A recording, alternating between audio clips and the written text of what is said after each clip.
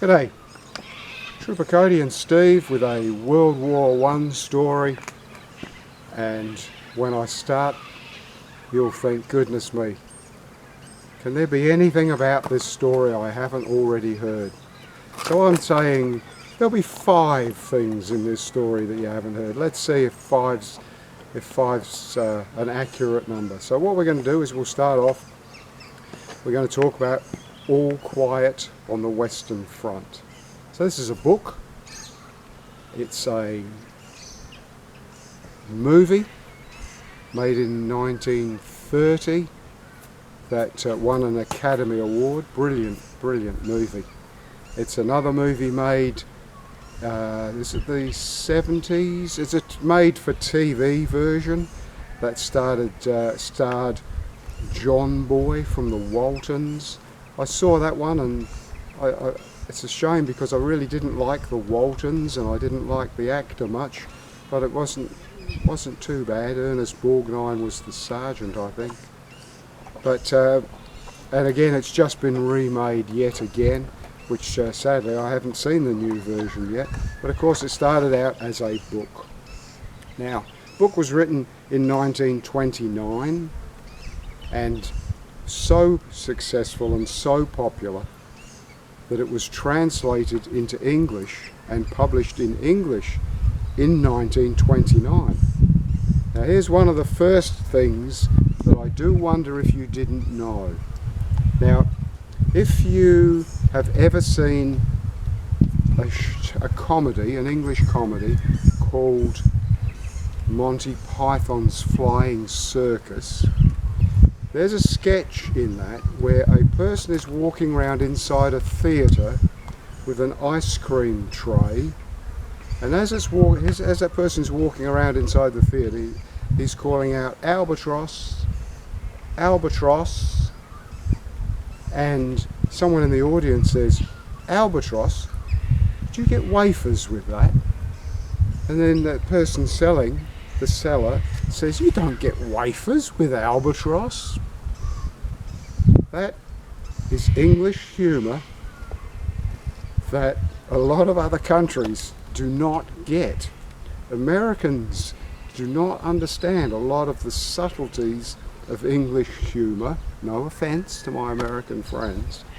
And equally, how on earth can you translate English humour to Icelandic or Zimbabwe or Swahili? And so what I'm getting at is, did you know that All's Quiet on the Western Front isn't actually the title of this book? It's been rewritten and republished and republished. It's a literary classic. It's known throughout the world. It's had movies made, a TV series made. It's just been remade again recently, and it's not the original title. That's because the original title was meant to be ironic humour. In German, it was meant to be sarcastic black humour in German, and the translation of the book is actually Nothing New on the Western Front, meant in a sarcastic way, like nothing's changed, it's all the same. 4 years of war, we've learned nothing. So there you go. It was never really meant to be All Quiet on the Western Front. So 1929 it was translated into the English by A.W. Ween, W-H-E-E-N, and he is the person that chose to rename it All Quiet on the Western Front, and that title has stuck in English ever since, partly because there's some historic value in that as well. It was 1929 that title came about. So there you go. There's the first thing about All's Quiet on the Western Front. The next thing is that the book was written by Eric Paul Remarque, R-E-M-A-R-K. Eric Paul Remarque was born in Osnabrück, northern Germany, in 1898, and he was 16 years old when World War I started, and he went to Teachers College, and when he was born in June, he was a Gemini, to Teachers College, and in October of 1916, when he was 18 years old and a few months, he was conscripted into the German army. He went back to the major significant training barracks that was in his hometown of Osnabrück, and that's where he underwent training. Now if you read All Quiet on the Western Front, you'll see some comparisons with Erich Paul Remarque and All Quiet on the Western Front, in that the war had started and it was still too young to enlist and go off and join up. Paul, in the book, is encouraged by his schoolmaster, to sign up a couple of years into the war once he's actually just had his 18th birthday.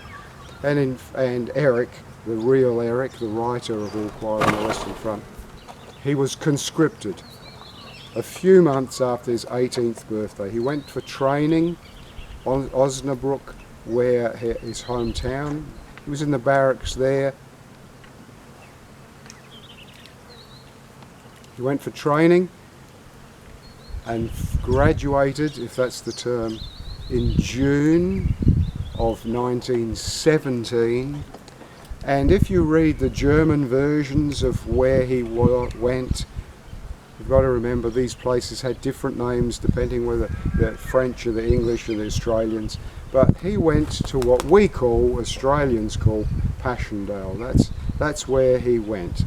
Now again, draw comparisons to the book, because Eric was on the front lines suffering those massive bombardments, the shelling, and he was wounded with a shell splinter and sent off to hospital. In the book, Paul's mother has cancer and she's dying, and when he goes home on leave, she begs Paul to get a safe job behind the lines. In reality, Eric is wounded at the hospital. While he's in hospital, his mother dies of cancer, and he then gets a job as a clerk, and he stays at that hospital for many months until October of 1918, when they decide he's fit enough to go back for some retraining to be sent back to the front. Fortunately, he's sent back to Osnabrück for retraining for some only a month, 6 weeks before the war ends, and he's still undergoing training when the war ends. So you can see some comparisons so far between the book and Eric's real life. He went back to Teachers College, he finished, got his teacher's degree, he went teaching, but he found that it wasn't for him. When you read the original introduction to All Quiet on the Western Front, written by Erich Paul Remarque, you'll see he says that the lives were destroyed of an entire generation, including the survivors of the war. And so Eric can't make a go of teaching, moves into writing, gets a job with Sport in Pictures, a magazine, Berlin magazine in Germany, and it's there in 1929, while he has that job, that he releases the story All Quiet on the Western Front, the book, which becomes a massive, monumental success, very quickly being made into a massive, significant motion picture that then wins the Academy Award. So we're talking 1929 in Germany. Does that ring any bells with you? Take a step in, Cody, and tell me, 1929 in Germany, what bells would that ring? Would they be... You've got to be so careful the words you use, because the computer these days can just black ban you for using certain words. But a house painter with a funny moustache, he comes into power in 1933, and one of the first things him and his cronies do is they ban this Academy Award winning movie, must never be shown in Germany, and they immediately set about one of their favourite pastimes, which is burning objects, and in this case they're burning books. So they obviously burn Eric's books. Eric sees the writing on the wall. I'm going to take one small step back. So I said the book was written by Eric Paul Remarque. Of course, is that in 1929, when he releases his book, he changes his name. It's no longer Eric Paul Remarque, R-E-M-A-R-K, but under publishing his book, he wants to be recorded as Eric Maria. He changes Paul to Maria in memory and honour of his mother, and he changes his surname from R-E-M-A-R-K to a much earlier spelling of the family surname, which is how it appears on the book, R-E-M-A-R-Q-U-E. That's how the book's published, and that's the name he keeps.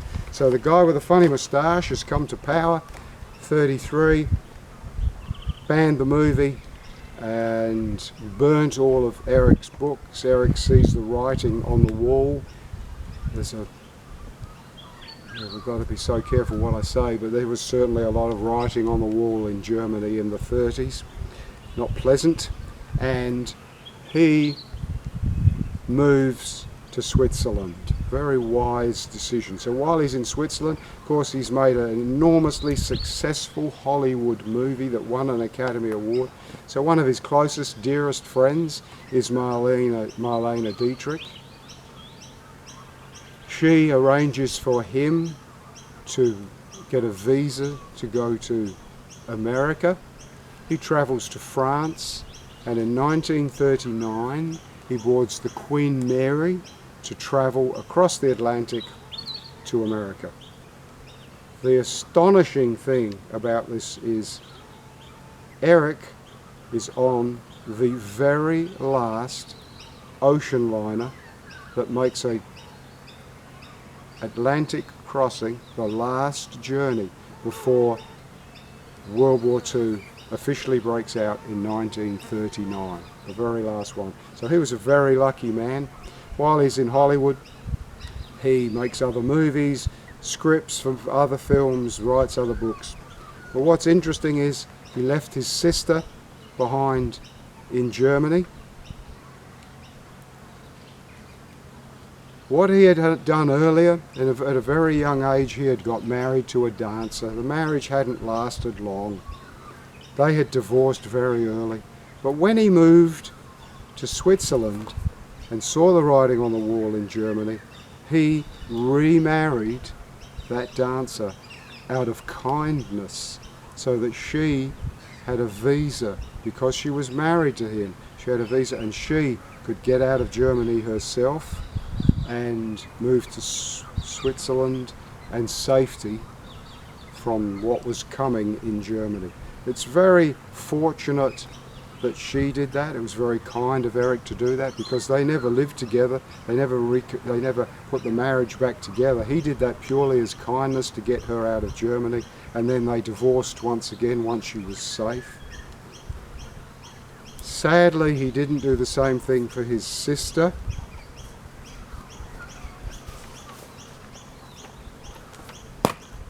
His sister's name was Elfriede. She was a dressmaker. She had her own business, still in Osnabrück, and the German hierarchy at the time were not happy with Eric.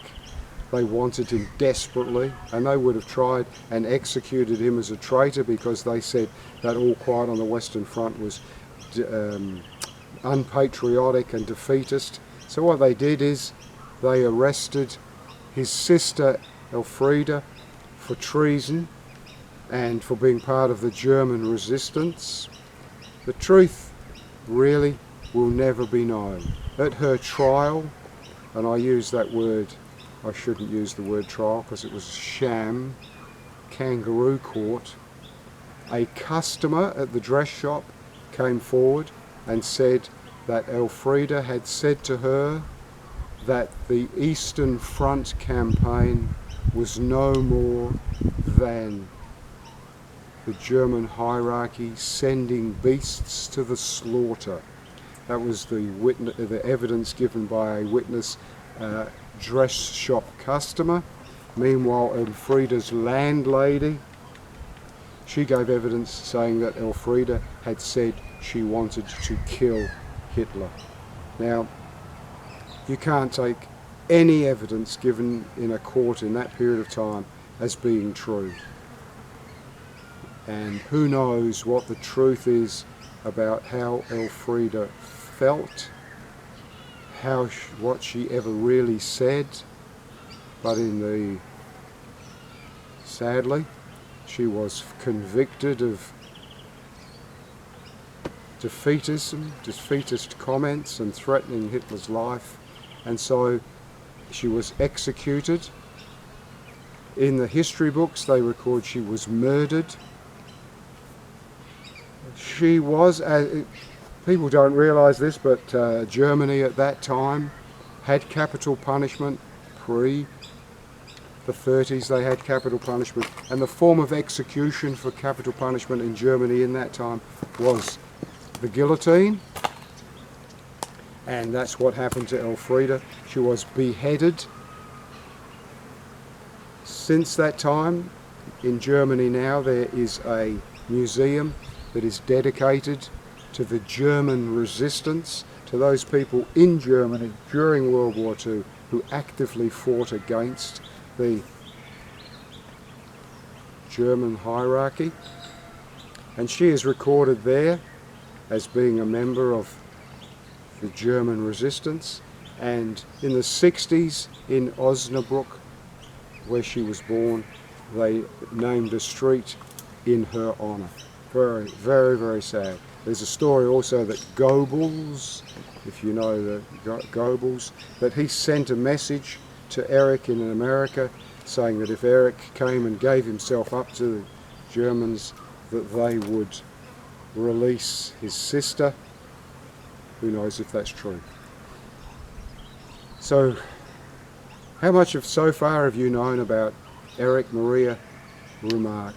Amazing. Wrote other stories about the war. They all revolved around the same thing, about how man can just hang on in the hell of the trenches, recover.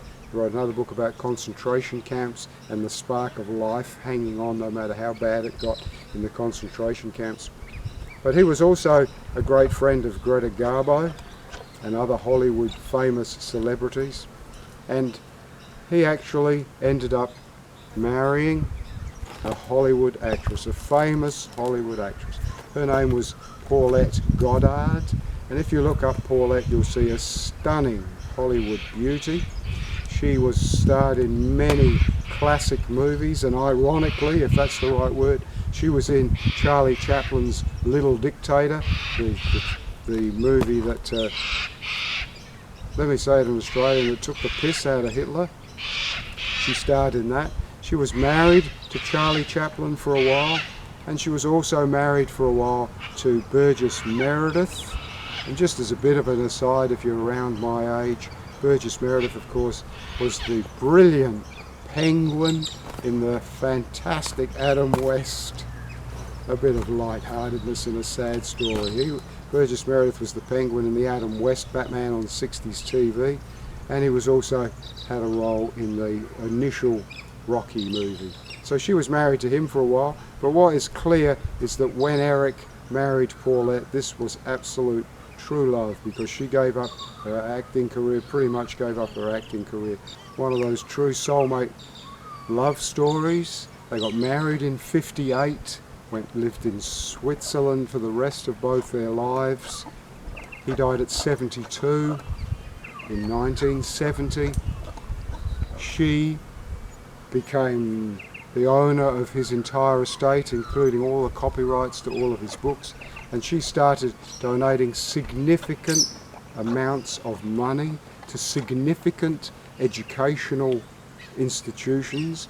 And one of the biggest ones was she donated $20 million to the New York University to create an Erich Maria Remarque Hall section for the study of European literature, and there were lots of other grants given in his name. And when she passed in 1990, she was 12 years younger than him, but when she passed, she was buried beside him, and you can still go to the graveyard and see the two of them buried side by side. What a significant character in history he was. It's very interesting that she was also a Gemini, and if you look at, we're wandering into all sorts of topics here, aren't we, mate? Okay? All sorts of topics. But if you look at horoscopes, you'll see that Geminis tend to be creative people. They're writers and they're filmmakers and actors and actresses. And so it's interesting that the other thing they say about Geminis is Geminis should never be in a relationship with another Gemini because it's a recipe for disaster. Well, I'm a Gemini and my wife's a Gemini, and so we sort of buck the trend, and that's why I find it a little interesting that Eric's a Gemini and Paulette is also a Gemini, and the two of them had a fantastic, close, loving relationship despite their fame. They ended up together. Alrighty, well mate, when we started this video we said there would be 5 things in this video that you did not know about All's Quiet on the Western Front. So what do you reckon, mate? Do we think we bet at 5? You can let me know if there's anything. Alrighty. As usual, Cody has taken this opportunity to say, hey, we're not out riding on a hot day. I'm happy to stand. So we're going to call it quits now. We've done plenty for the day. If you want to see more of Trooper Cody and Mad Steve, subscribe and keep your eye out for our next video. Cheers, cobbers.